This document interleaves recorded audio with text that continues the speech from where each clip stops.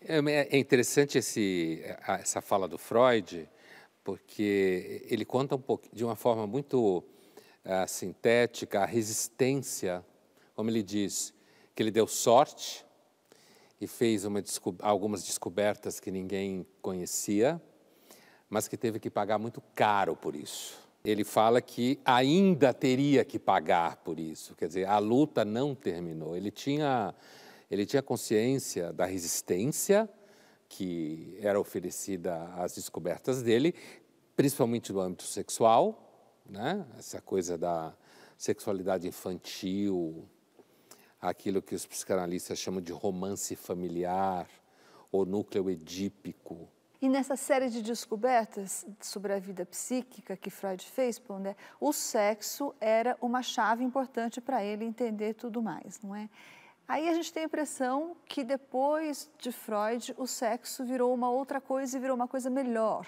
O sexo passou a ser algo melhor depois de Freud para as pessoas? Olha, tem um psicanalista francês chamado Jacques Lacan, que nasceu em 1901, morreu em 1981, muito importante, grande parte da vida dele ele fez uma releitura do Freud e, grosso modo, os últimos 30 anos da vida dele, ele criou, digamos assim, a sua própria teoria psicanalítica a partir do Freud. E ele tem uma frase que é muito comum entre pessoas que estudam Lacan, que inclusive é uma frase meio anedótica, que é o seguinte: não existe relação sexual. É uma tradução da frase do Lacan que é « il n'y a pas de rapport sexuel », que em francês ela tem um significado mais claro do que a versão brasileira do português, que é, o Lacan não quer dizer que não existe relação sexual, no sentido de que alguém levanta a mão e diz, olha, eu transei hoje com a minha mulher, não é isso que ele quer dizer. Logo, existe relação sexual. Não.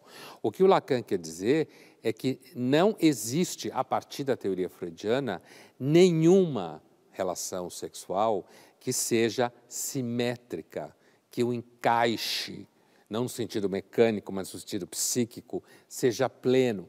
Portanto, não vai adiantar a histeria de dizerem por aí que existe um gênero para cada pessoa, para fazer criar uma sexualidade completamente saudável, porque o sexo nunca é saudável.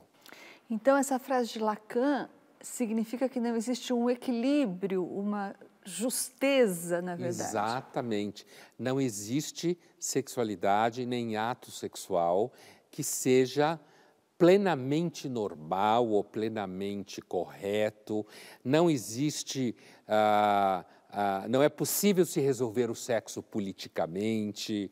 Não adianta querer dizer que as pessoas não vão sofrer, que o sexo não esteja permeado por traços de violência, de medo, de insegurança.